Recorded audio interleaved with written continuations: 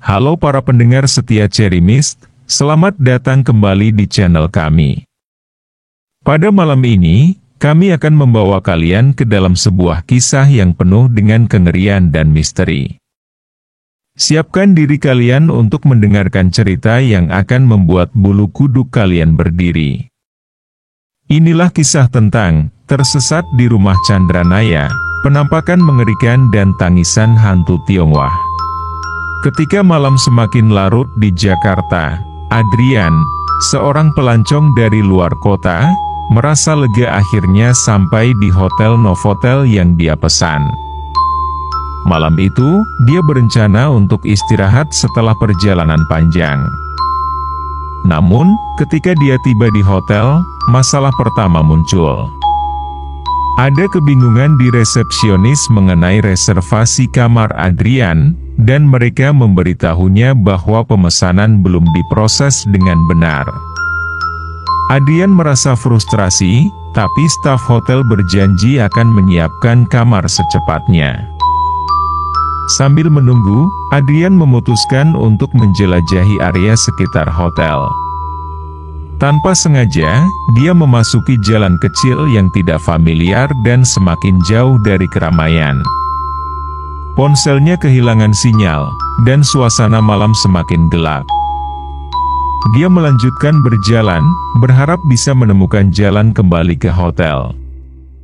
Hampir tak terlihat oleh lampu jalan yang samar, Adrian menemukan sebuah rumah tua yang tampaknya menarik perhatiannya. Rumah itu adalah rumah Chandranaya, sebuah bangunan peninggalan kolonial bergaya khas Tionghoa yang terkenal dengan sejarahnya dan selalu terawat dengan baik.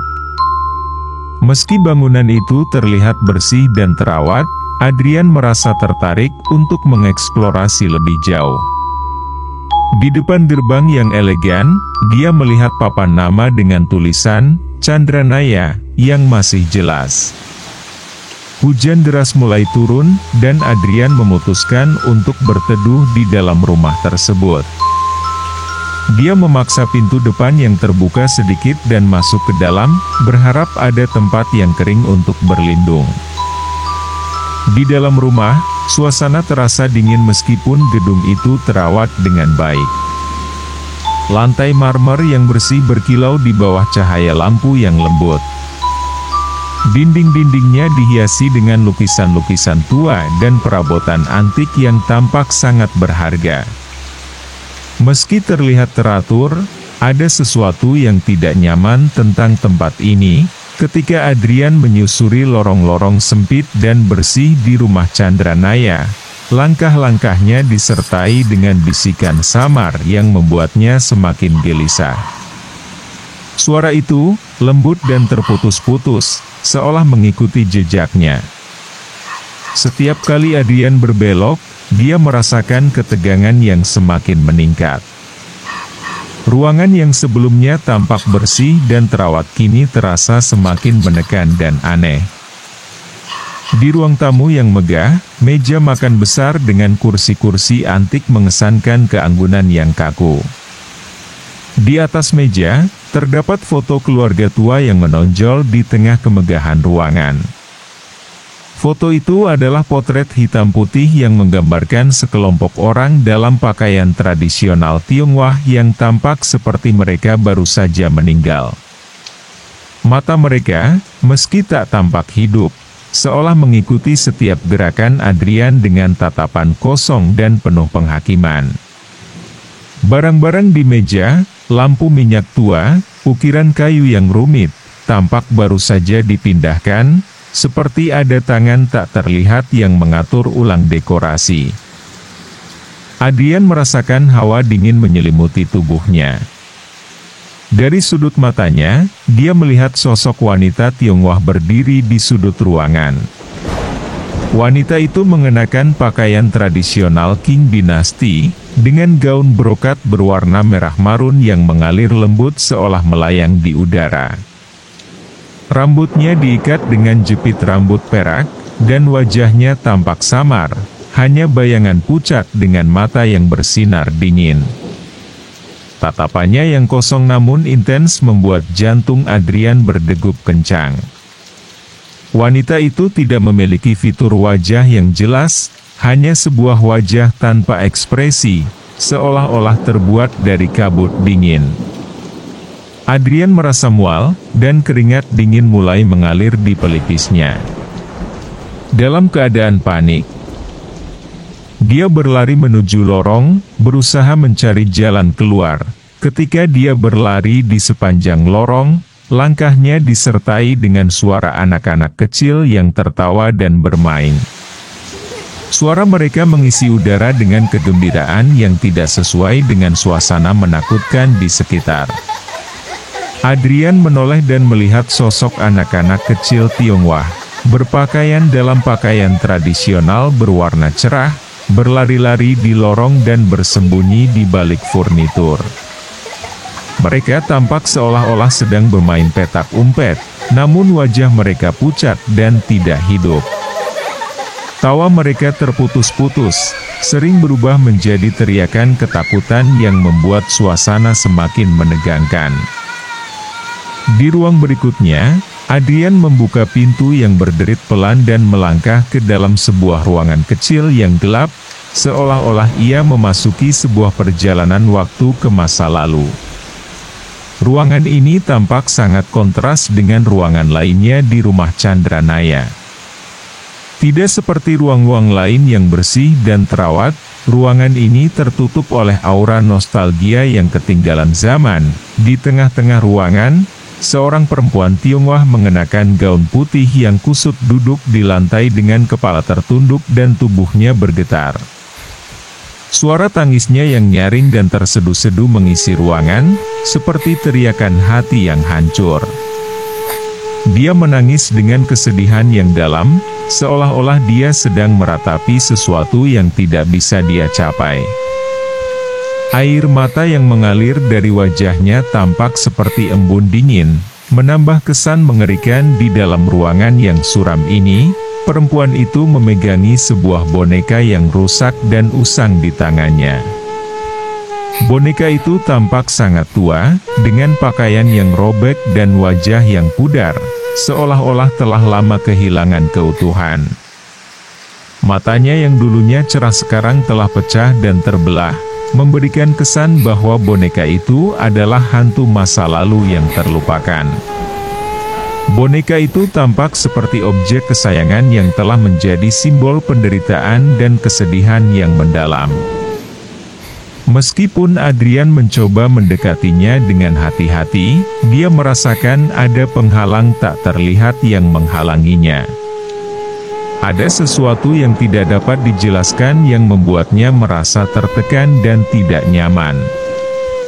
Keberadaan penghalang itu membuatnya merasa terasing, seperti mencoba meraih sesuatu yang tidak bisa dicapai. Dengan suasana yang semakin mencekam, Adrian berdiri di ambang ruangan, terperangkap dalam rasa takut dan keputusasaan yang mengisi setiap inci ruangan. Kesedihan perempuan itu dan kondisi boneka yang memprihatinkan semakin menambah ketegangan di dalam ruangan yang penuh dengan rasa sakit dan kesedihan yang abadi. Dia mencoba membuka pintu yang terdekat, namun pintu itu terasa seperti dikunci dari dalam dengan kekuatan yang tidak terlihat. Dengan tangan bergetar, Adrian mencoba mendorong pintu yang berat, namun tidak berhasil. Ketika dia memalingkan muka dari pintu yang tak bisa dibuka, dia melihat sosok pria tua Tionghoa berdiri di ujung lorong. Pria itu mengenakan pakaian tradisional dengan jubah panjang berwarna hitam yang dipenuhi motif emas. Wajahnya yang kasar dan menakutkan terbalut dalam ekspresi marah dan penuh kemarahan. Matanya yang tajam dan penuh kebencian memandang Adrian dengan intensitas yang membuatnya merasa seperti terperangkap dalam tatapan yang menghakimi. Suara bisikan marah dan keluhan yang tidak jelas, seperti teriakan jiwa yang tersiksa, menyelimuti lorong, membuat suasana menjadi semakin mencekam. Adrian merasa terdesak. dan hanya dorongan nalurinya yang mendorongnya untuk melarikan diri. Dia berlari kembali menuju pintu depan dengan kecepatan yang hampir mengabaikan keselamatannya. Ketika dia akhirnya mencapai pintu utama, yang terletak di bawah lampu-lampu antik yang bersinar lembut, dia melihat bayangan sosok wanita muda berdiri di depan gerbang. Wanita itu mengenakan gaun putih yang kotor dan kusut, dengan rambut panjang yang mengalir bebas. Ekspresinya penuh kesedihan dan putus asa, sementara tangannya yang pucat mengulurkan seolah meminta bantuan. Mata wanita itu yang bersinar dengan air mata yang tidak terlihat seolah memohon sesuatu yang tidak bisa Adrian pahami. Perasaan kesedihan yang mendalam dan tak tertahan membuat Adrian hampir tidak bisa bernapas. Dengan rasa takut yang tak tertandingi, Adrian akhirnya berhasil keluar dari rumah Chandranaya, berlari ke arah jalan utama yang lebih terang. Setiap langkahnya terasa berat, dan sosok-sosok yang dia lihat di dalam rumah terus menghantui pikirannya. Malam itu, pengalaman mengerikan di rumah Chandranaya akan selalu menjadi bagian dari ketakutannya, meninggalkan kesan mendalam yang takkan pernah pudar dari ingatannya. Dengan hati berdegup kencang, Adrian akhirnya berhasil keluar dari rumah Chandranaya dan berlari menuju jalan utama yang lebih terang. Ketika dia kembali ke Hotel Novotel, resepsionis yang membantunya sebelumnya menatapnya dengan cemas. "Anda kembali dengan selamat?" tanya resepsionis. "Kami sangat khawatir ketika Anda tidak kembali." Adrian hanya bisa mengangguk, merasakan keringat dingin di punggungnya. Rumah Chandranaya yang bersih dan terawat itu kini menjadi kenangan menakutkan yang tak akan pernah dia lupakan. Penampakan-penampakan hantu Tionghoa yang dia alami di malam itu terus menghantui pikirannya, menambah lapisan kengerian pada kisah yang tidak akan pernah dia ceritakan sepenuhnya. Terima kasih telah mendengarkan cerita Tersesat di Rumah Chandranaya, Penampakan Mengerikan dan Tangisan Hantu Tionghoa, bersama Cherry Mist. Kami harap kisah ini memberikan pengalaman mendebarkan bagi kalian semua. Ingatlah, di setiap perjalanan malam yang sepi, selalu ada kemungkinan sesuatu yang tak terduga menunggu. Tetap waspada dan jangan lupa untuk selalu mendengarkan Cherry Mist untuk cerita-cerita horor lainnya.